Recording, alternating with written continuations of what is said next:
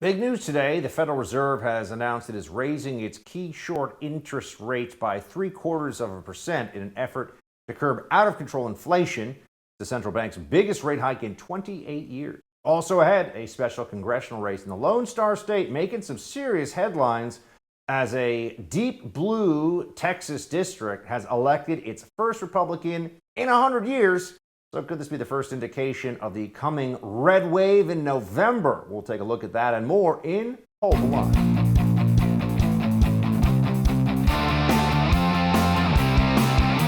From the standpoint of our congressional mandate to promote maximum employment and price stability, the current picture is plain to see.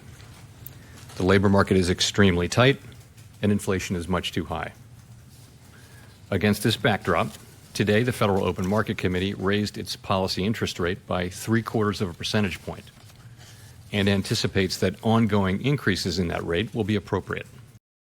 Welcome to Hold the Line. I'm Buck Sexton. That was Federal Reserve Chairman Jerome Powell talking about the big interest rate hike today. This is the Fed's primary tool in the toolkit, and they are using it because inflation is really harming the economic day-to-day lives of the American people, right? Price of gas, price of food, price of everything.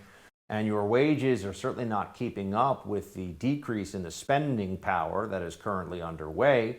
So we know that the Biden administration, with a major midterm election coming up here, is not looking good, folks. People really react poorly across the political spectrum to high gas prices and high inflation because they can't hide it, because they know it's real, because it is there and apparent for all to see and pay for day in and day out. So on the negative side of things, yeah, the economy is going to be rough for a while. We might start hearing a lot about stagflation. We might soon be in the Biden recession. On the positive side of things, I like to look at the positive. We just had some very interesting results out of Texas's 34th congressional district. Special election was held there, and Republican Mayra Flores got 51% of the vote against Democrat Dan Sanchez. Now, Mayra Flores was born in Mexico, is the first Latina female member of Congress to come from the state of Texas. She is also the wife of a Border Patrol agent and is very pro-border security, opposed to illegal immigration, which I'm pretty sure the Democrats would tell us is so racist. So someone's going to have to tell Mexican-born Mayra Flores that it is racist for her now, as a soon-to-be-seated member of Congress, to say that our wide-open border isn't a good idea. Well, actually, here's what she said. We can hear from her personally, or specifically, during her victory speech last night. Why? Policies that are being placed right now are hurting us. We cannot accept the increase of gas, of food, of medication. We cannot accept that. And we have to state the facts that under President Trump, we did not have this mess in this country. Pretty straightforward. Under President Trump, we did not have the mess that she was just laying out there. All true. This is just factual now, right?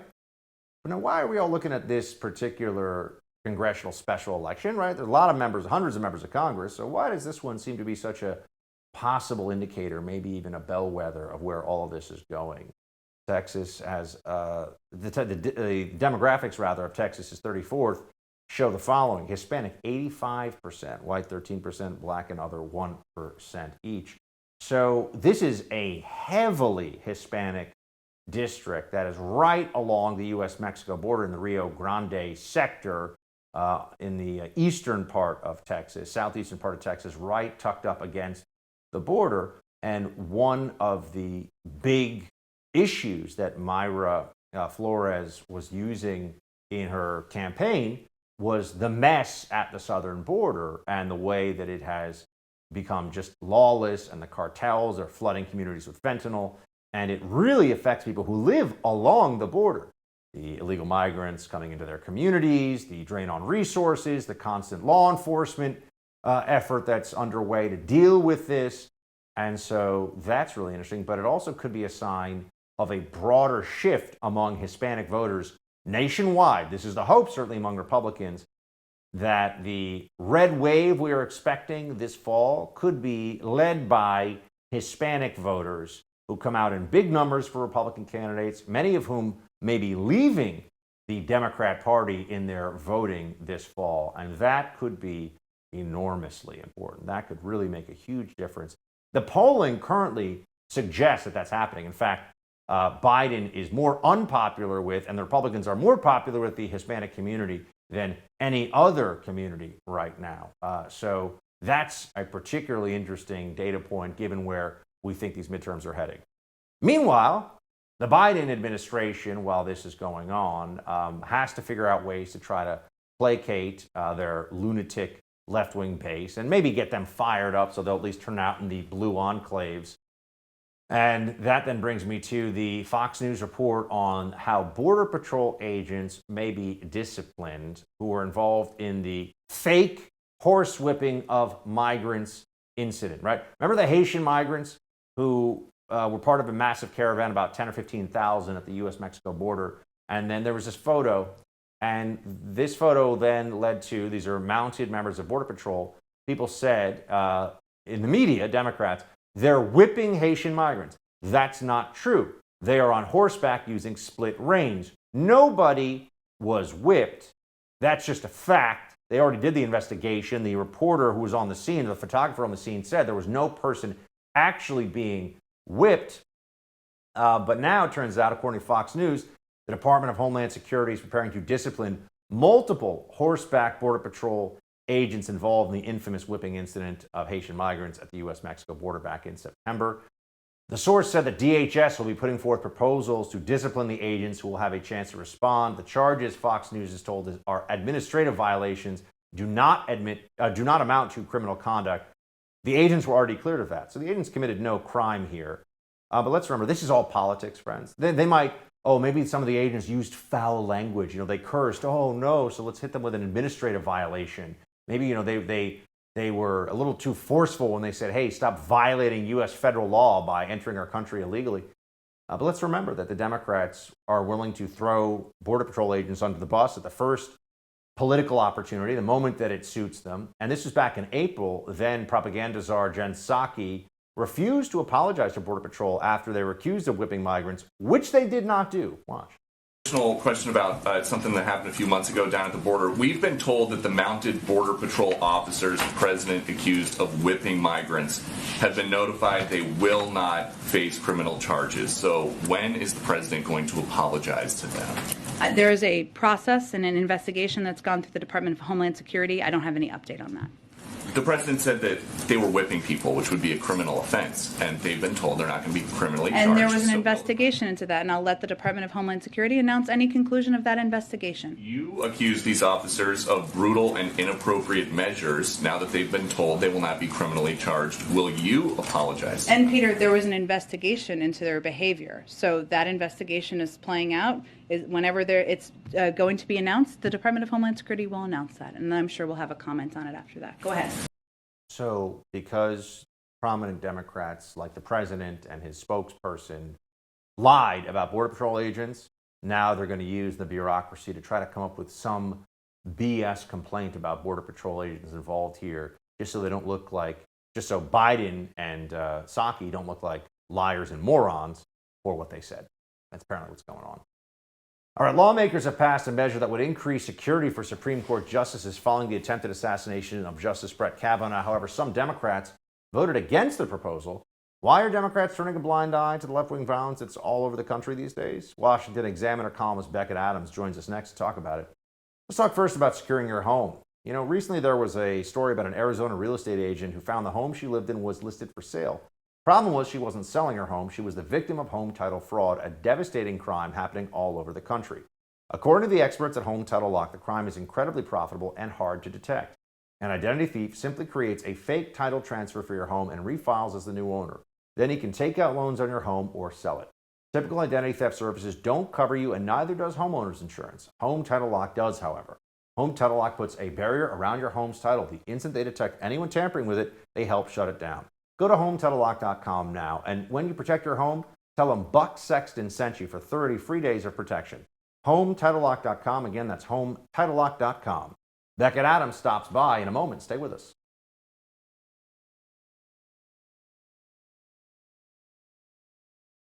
In a vote of 396 to 27, the House of Representatives passed a bill that would expand security protections to family members of Supreme Court justices. The passage comes a week after Nicholas Roski was charged with the attempted murder of Supreme Court Justice Brett Kavanaugh. Republicans unanimously voted for the bill, while 27 Democrats, including AOC, voted against it. Democrats increasingly appear to be turning a blind eye toward left-wing violence. Well, they actually always do that, as dozens of pro-life organizations and crisis pregnancy centers have been vandalized and burned in the wake of the leak of the draft decision that we believe could overturn Roe v. Wade. Joining me now is Washington Examiner columnist and the program director of the National Journalism Center, Becket Adams. Becket, thanks for being with us. Thanks for having me. So given what we've seen, not just the theoretical risk given the very high pressure around the release of the Supreme Court decision, but the actual arrest for attempted murder of a conservative member of the Supreme Court, why have some members of Congress voted against this? What is their rationale? The rationale is that they wanted to hold out to extend protections for clerks and family members of people working on the Supreme Court. But again, I think that's a tenuous at best excuse to slow walk this, which they have been doing throughout Congress. And it's even more indefensible given the growing spate of violence against pro-life groups and notable conservative public figures, most notably Brett Kavanaugh of the Supreme Court. So, I mean, it might be fair to at least bring up the possibility that some Democrats in Congress voted against this and created a fig leaf explanation, if you will, of, oh, we want to extend protection. I mean, no one even knows any of the names of Supreme Court clerks. So that just doesn't seem to me to be serious here. No one thinks that pressuring a Supreme Court clerk is going to change the outcome of a Supreme Court decision. Right. Look, I don't want to accuse anyone of wrongdoing, but the question I keep coming back to is if they didn't want to slow walk this, what would they be doing differently? It's almost as if there's an implicit sort of blessing on what's been going on. Now, we've seen a lot of acts of intimidation, spray painting, windows smashed at crisis pregnancy centers all throughout the country, at least 13 examples since the draft majority opinion was leaked. But we've also seen examples that cross directly over into domestic terrorism. We've seen crisis pregnancy centers been firebombed. One was razed to the ground. Others were attacked with Molotov cocktails. At some point, the DOJ needs to take this seriously. And again, I go back to I don't want to accuse anyone of wrongdoing or evil or even of ill intent. But if you wanted violence against pro-life groups and conservative public figures, I'm not sure what else you would be doing differently other than looking the other direction. President Joe Biden refuses to condemn it or even really acknowledge the violence. House Speaker Nancy Pelosi said there was no need to rush through anything, giving the justices better protections. And again, you saw these 27 Democrats voted against the protections bill.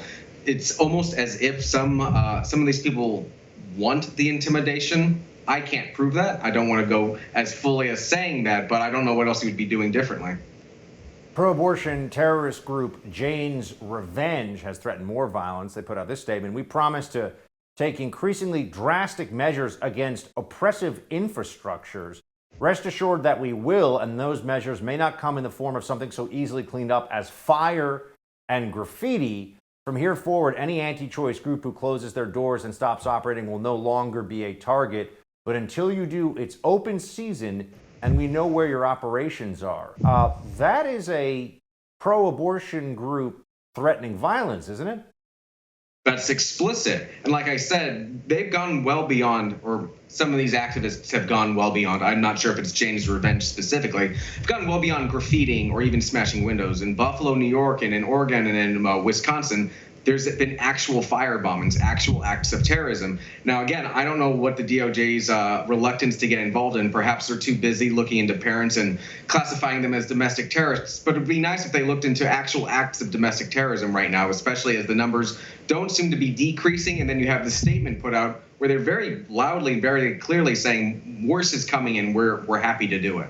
We actually have a map that shows the locations of attacks on pro-life clinics and crisis pregnancy centers. This does not include churches that have been vandalized. There has obviously not been a lot of national media coverage of these acts of violence, destruction, and political intimidation against pro-life organizations.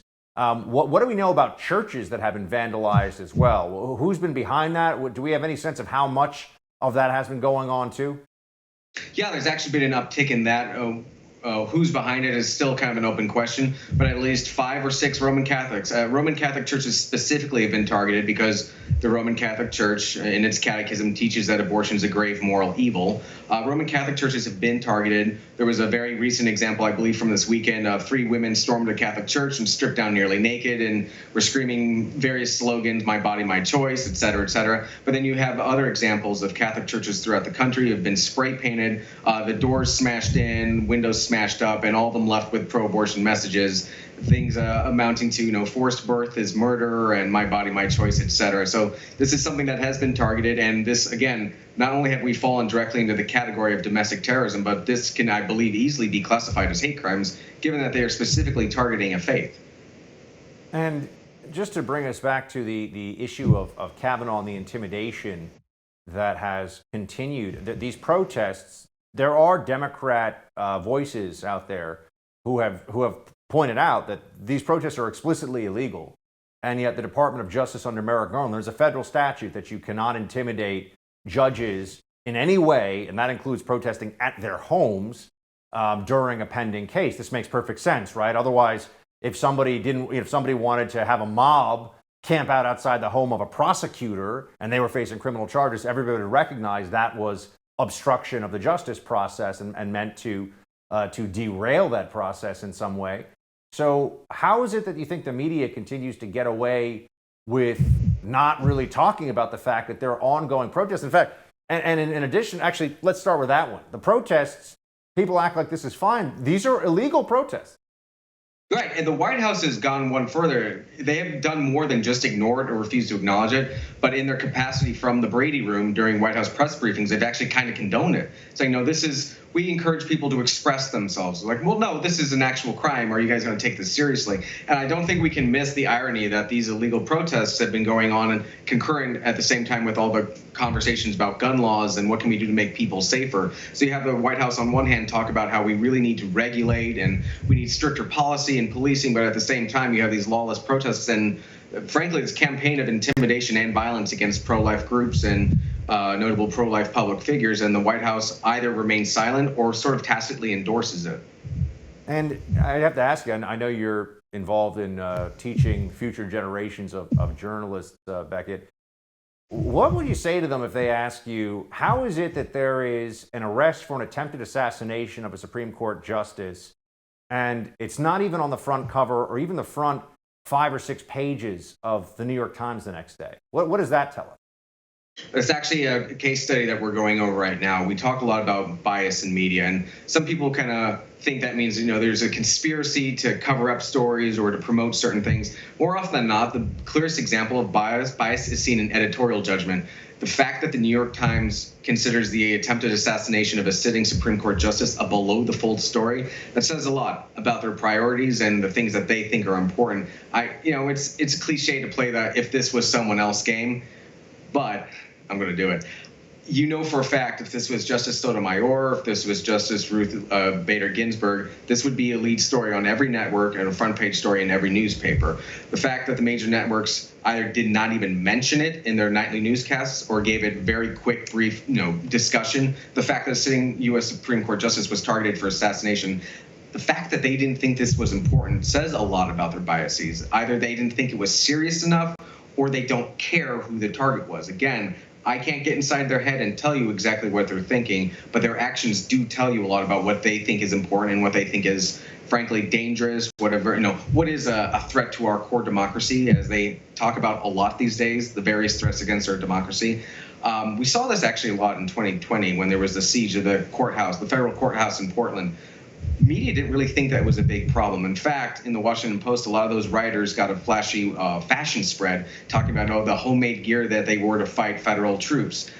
If we want they were trying to burn down a federal courthouse, but the media thought that was kind of cute and clever at the time because they're out of their minds. Beckett, unfortunately, we got to leave it there, but definitely come back and talk to us more. Appreciate you being with us. Thanks so much for having me. With the price of gas hitting record highs on a daily basis, President Biden is now threatening U.S. oil companies with emergency powers if they don't boost their supply output and cut their profits. But is bullying oil companies really going to bring down the price at the pump? Daniel Turner, founder and executive director of Power the Future, has a few thoughts on that. He'll join us after the break. Right now, let's talk about maintaining your digital privacy. A lot of companies promise your privacy is guaranteed, but it's just not true. That's why you need a new privacy and cybersecurity application tool called Secure, spelled S-E-K-U-R. Secure is using proprietary encryption and offering secure instant messaging and email. With Secure, all of your communication is based on servers and data centers hosted in Switzerland without using any of the big tech platforms.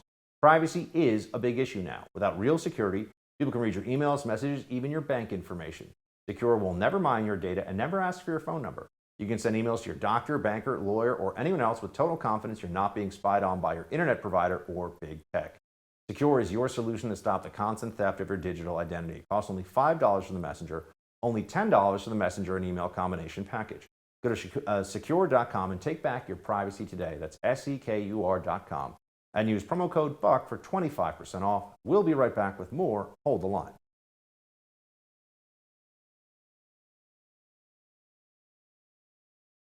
Earlier today, President Biden called on U.S. oil refiners to produce more gasoline and diesel, saying their profits have tripled during a time of war between Russia and Ukraine as Americans struggle with record high prices at the pump.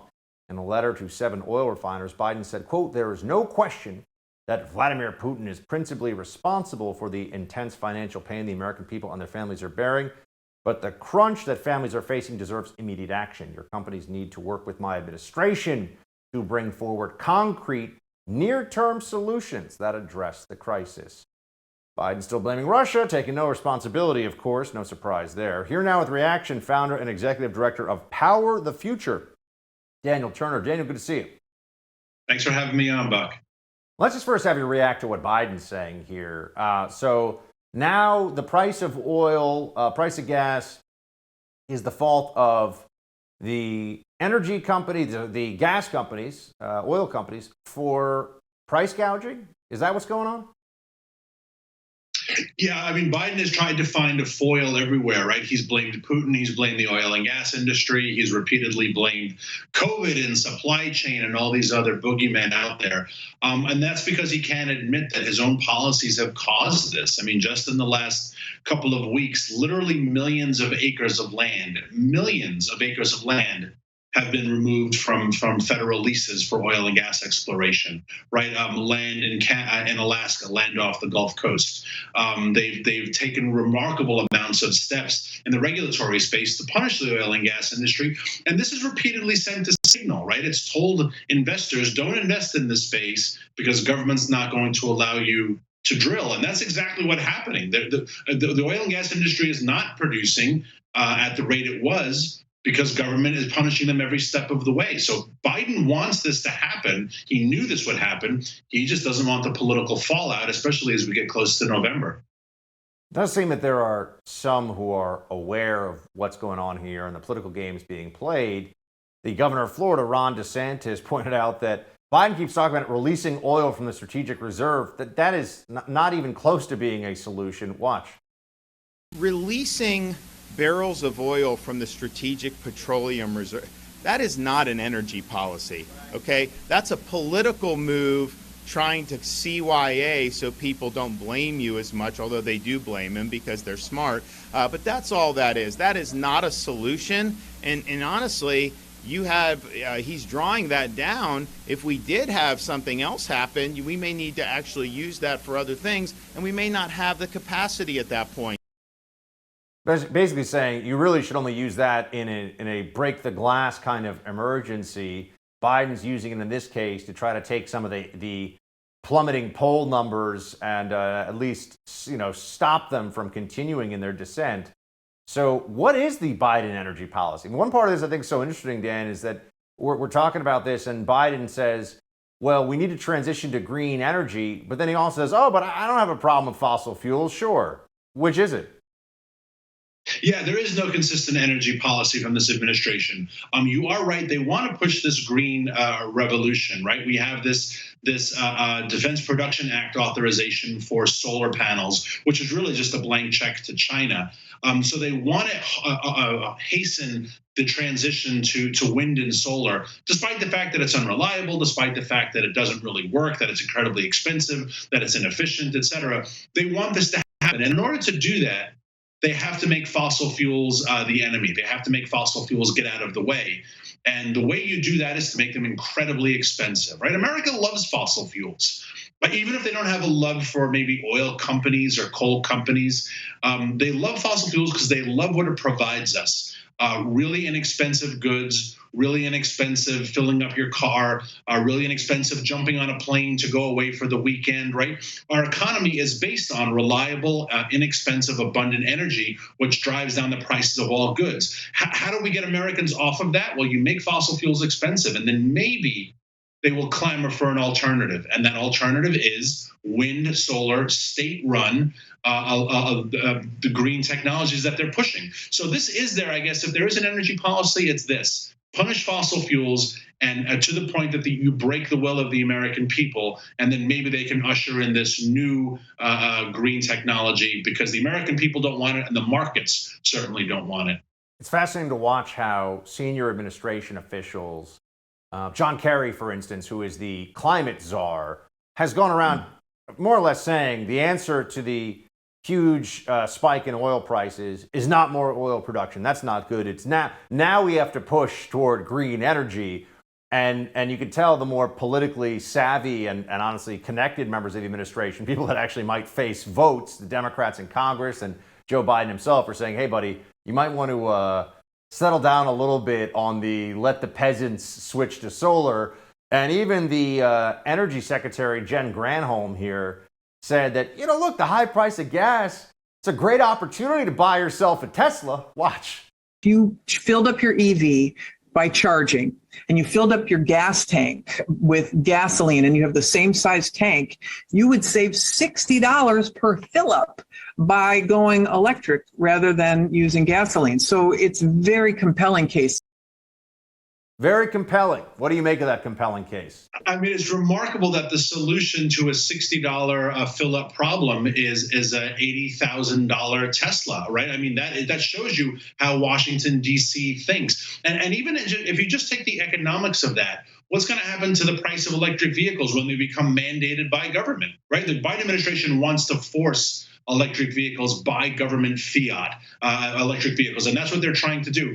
What happened when Obama mandated health insurance? Did prices go up? No, prices almost tripled, right? So that's what's going to happen in the electric vehicle market. It actually is already happening. The price of electric vehicles has gone up, as have the price of wind power, as has the price of solar panels, et cetera. So Biden is just driving spikes in other prices as well as he's driving the prices in the fossil fuel industry. This all comes from a result of tinkering, right? This comes from the result of people who trust government. They believe in government. Biden believes in government. Kerry believes in government. And they think they are smarter than the free markets. They think they are smarter than the will of the American people. If they just got out of the way, the oil and gas industry would produce more and prices would come down.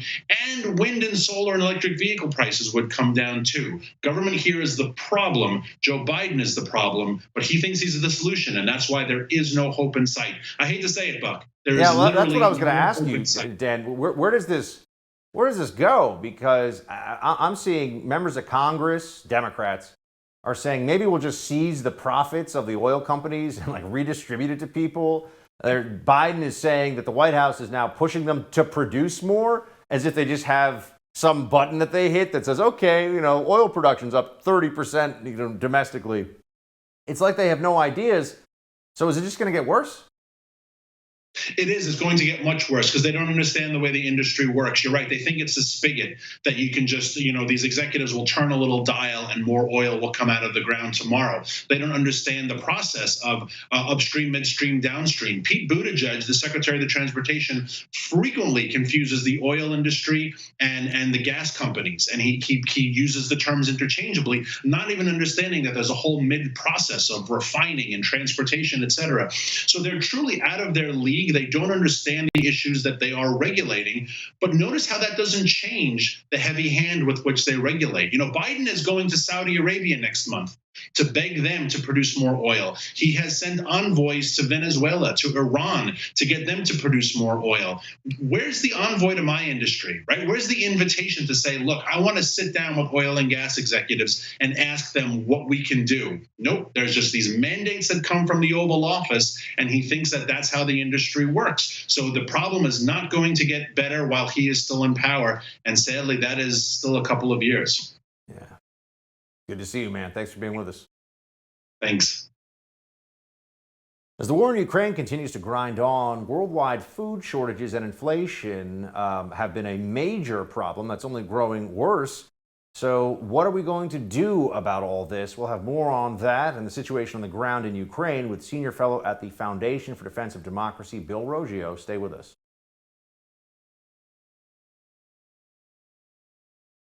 It's unclear what the Russians are fighting for, except to advance the whims of Vladimir Putin and the bizarre belief that Ukraine is not a sovereign, independent country and needs to be subsumed somehow into Russia. So I am convinced and confident that at the end of the day, Ukraine's independence, Ukraine's sovereignty will prevail. Secretary of State Antony Blinken saying it is unclear what the Russians are fighting for, as Ukraine now says the Kremlin controls about 80% of a fiercely contested city in the east. According to a regional official, Ukrainian forces have been pushed to the industrial outskirts of the city because of the scorched earth methods and heavy artillery the Russians are using. Joining now to talk about what's actually going on in the Russia-Ukraine war and what Putin's intent is with all this, senior fellow at the Foundation for Defense of Democracy, Bill Roggio. Bill, good to see you again. Great to see you, Buck. Thanks for having me on. So before we get into one thing I definitely want to talk about today is what the U.S. policy response and all that has really led to and been up to this point. Can you just give us a battlefield update? What is actually happening in this conflict that's getting far less media attention than it was even a month ago? Yeah, absolutely, Buck. Look, the defense of Kiev was both a military and a propaganda victory for the Ukrainians, but I think it's had the effect of people thinking, well, they won, they stopped the Russian advance, and this one's over. Let's move on to the next thing. Let's move on to the next hashtag, the next Twitter trend, the next TikTok. But the war goes on. The Russians have regrouped. They are fighting according to their doctrine, which they didn't really do around Kiev. And that means bringing up the artillery, massing their forces, and grinding it out. And it's having an effect. Right now, they are advancing against Ukrainians. Ukrainians are saying they're losing 100 to 200 soldiers a day and up to 1,000 wounded per day. These are unsustainable casualties in the medium to long term for the Ukrainians. The Russians have 3 times more people, 3 times more soldiers. Sometimes quantity has a quality of its own. And that's what we're seeing in the east. The Russians are looking to take control of that Donbas regions. It's the 2 provinces in the west, but I think they want more. They already control parts of the south. They're looking to break the Ukrainian military. And if the Ukrainians aren't careful, the Russians can break out and advance further west. Look, this war has taken a lot of crazy turns. Everyone thought the Russians, me included, were going to be successful in the beginning. The Ukrainians held, but now the opposite seems to be happening. So what would it take, from what we know right now, based on Putin's aims and the realities of the military situation on the ground, how could a negotiated settlement work at this point? Or a ceasefire and then some more permanent status? Do we know what that would look like? It feels like the Biden administration never even talks about this as an intermediary. The Biden administration, yeah, you're absolutely correct, Buck. The Biden administration, their position is the negotiations and what a negotiated settlement will look like is up to the Ukrainians. The Ukrainians' position is we're going to drive the Russians out of the country. We're going to take back the Crimea and take part of those occupied areas that post 2014 the Russians took control of. But that isn't the military reality on the ground. And I don't think that Putin is willing to stop at this point in time. So I don't think negotiations are really even on the table. Neither is looking for a ceasefire, although I do think the Ukrainians would be more likely to take one than the Russians at this point. I don't think you're at that point in this conflict where negotiations will work. And I don't think either side, I think they're years apart, or, hundreds of miles apart when it comes to negotiations here.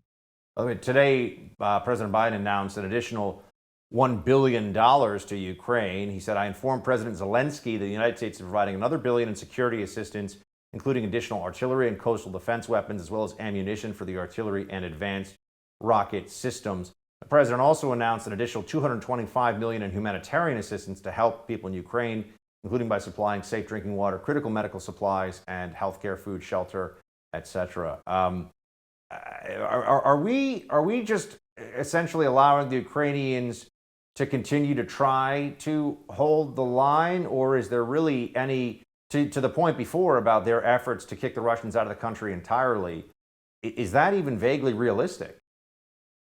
I don't think at this point in time it's realistic. Look, a month ago, everyone was talking about Ukrainian victory, and I was very skeptical at that point in time.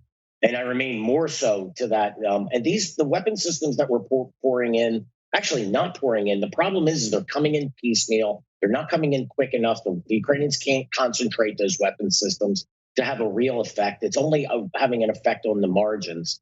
It's not halting the Russian advance. So we do at some point have to question, how much money can we keep pouring down this hole in the hopes that the Ukrainians could stop the Russians? Look, I'm all for the Ukrainians holding back the Russians. I'm all for helping them drive out the country. But I'm not sure what the strategy is. And the reality is, and we've been seeing reporting on this, including at the New York Times, that the Biden administration is in the dark about what the actual Ukrainian strategy is. And if they think they have an understanding what they are seeing, they don't believe it's realistic. By the way, there's been some Biden administration officials who are now privately, this is reported today, expressing concerns that rather than dissuading the Kremlin with the sanctions the Biden administration put forward, the penalties are exacerbating inflation here, worsening food insecurity around the world, and punishing ordinary Russians more than Putin or his allies. What do you make of that? What's your assessment of that possibility? Yeah, I think our assessment, or the administration's assessment on the efficacy of sanctions from the very beginning was unrealistic. They felt that this would be a devastating blow to the Russian economy, but I think it's had a unifying effect within Russia. The people have rallied behind the government because of these sanctions. It is showing them, the Russian people, that the U.S. and the West are against them, and that's helping them support their country. And also with the rise in oil prices, obviously we all are seeing that. The Russians have more foreign currency reserves today than they had a year ago. It's triple the amount. I believe they're somewhere over $100 billion now. They're making money off this war. They're funding their war. The sanctions did not have the effect. Maybe in the long term, in the medium term, they will hurt the Russians. But today, these are not weapons that have an immediate effect. It almost sounds like you're saying, Bill, and I just want to be clear, that here we are months into the war that started in January of 2022. We're basically, let's say, 6 months in, and the Russian economy is almost in a better place, or at least pretty status quo compared to where it was? I mean, the ruble is up. I'm not saying the economy is better. I think there's going to be longer term implications. They're going to have difficulties with imports, but some of this they can work around with China. I would say perhaps it's a push, Buck. It's really difficult to assess this. I do think it will hurt the Russians in ways in the long term. But if I evaluate this today, the sanctions have not had the desired effect. Have sanctions, just as a point of interest and maybe trivia for have sanctions ever had the desired effect? Have we ever seen it do exactly what it was? I know they would say it's a tool, but has the tool worked? I am very skeptical of sanctions in general. In certain situations, they can be effective. I think sanctions did hurt Iran, at least in the long haul. But the problem is if you don't pursue them, if you allow workarounds, this is what we've done with sanctions. And if you just rely on sanctions alone, it's not enough. They don't work in those cases. Always appreciate the perspective. Thanks for being with us. Thanks, Buck. Have a great day.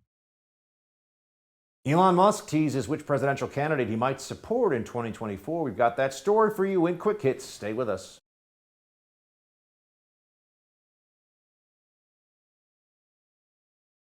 Governor DeSantis may be getting some support from Elon Musk, and Dr. Fauci tests positive for COVID. Uh-oh, I guess he didn't take the virus seriously. Those stories on tonight's Quick Hits. Let's get to it. First of all, there is a very interesting dynamic playing out here where people like Elon Musk, who voted for Obama and was a Democrat for a long time, have switched over to the Republican side of things, also known as the Not Completely Insane Party. And Governor Ron DeSantis has said something that I think is going to, well, let's just say the lib media is not going to like this one. Said something about the fact that Elon Musk, who is the richest man in the world and is in the process of possibly buying the social media platform Twitter, Elon Musk has said that he would support Ron DeSantis in a presidential run for 2024. And here is what the governor of Florida said. Elon Musk. So what I would say, I'm focused on 2022, but with Elon Musk, what I would say is, I welcome support from African Americans. What can I say? Elon Musk was born in Africa, and he is now a U.S. citizen. So Ron DeSantis knows exactly how that's going to go over with the lib media. Senator Chuck Schumer is one of the most dishonest people in the Senate. I mean, which is saying a lot because there's a lot of dishonest, slimy liars in the Senate. But here he is on the Second Amendment and just the usual nonsense. Listen. The Second Amendment gives people the right to keep and bear arms. Do you think the Constitution should be amended to remove it? No, I think this. No amendment is absolute. You can't falsely scream fire in a crowded theater. We have anti-pornography laws directed at children. No amendment is absolute. They say that as though the Second Amendment is not already heavily regulated. There are prohibited possessor laws. There are background checks for over 95% of all sales that actually happen. You can't be in possession of drugs and a firearm. There are gun free. I mean, I could sit here. You could sit here for hours and just go through all the firearms laws. There's tons of restrictions on the Second Amendment that already exist. But yet he goes fire in a crowded theater, which was also, just to remind everybody, Schenck v. United States, a Supreme Court case where the court wrongly decided that somebody who was a socialist, who was against the U.S. getting involved in World War I, was, by handing out anti-war pamphlets, the equivalent of a person yelling fire in a crowded theater. So the fascist here does not even know the fascistic roots of the phrase that he uses. Speaking of fascism, Faucism. Fauci. He tested positive for COVID today. Dr. Anthony Fauci, who is fully vaccinated and twice boosted, that's right, 4 shots, everybody, is experiencing mild symptoms. He will isolate and continue to work from home and has not recently been in close contact with President Biden or other senior government officials. Oh, okay. Let's just remind everybody here that the vaccine does not stop you from getting COVID. 4 vaccines will not stop you from getting COVID. So the whole basis of the vaccine mandate was to prevent people from getting this. And yet that's not what it does. Now it does seem to give some degree of limited, but some degree of protection against severe illness and death from the shot for those who were already at high risk. That's a very small category of people overall. And when you look at how you have to keep getting the shot, you have to wonder what exactly the Democrat plan is here going into the fall. Shot 5, shot 6, shot 7. Fauci will be there saying, oh, just one more. Senator CRUZ, by the way, speaking out on the crime issue, here's what he has to say. If we want to stop these murders, we know the approach that actually works. The approach that actually works is twofold. Number one, focus on the bad guys. Focus on the criminals. Focus on the felons and fugitives and those with serious mental illness that try to illegally buy firearms. Prosecute them and put them in jail. Get them off the streets. It also means that when people carry out crimes with firearms, prosecute them and lock them up. Make it a priority. You bring a gun to a crime and you are doing hard time. Get the trigger pullers off the streets. Yeah, Senator Ted Cruz understands that If you focus on the bad guys, if you prosecute them and lock them up, you can actually make us all safer. Everyone becomes safer all across the country. It's not rocket science, folks, but Democrats have been crazy for a while on that stuff, among other things. That's it for tonight's Hold the Line. The No Spin News with Bill O'Reilly is next. Shields high.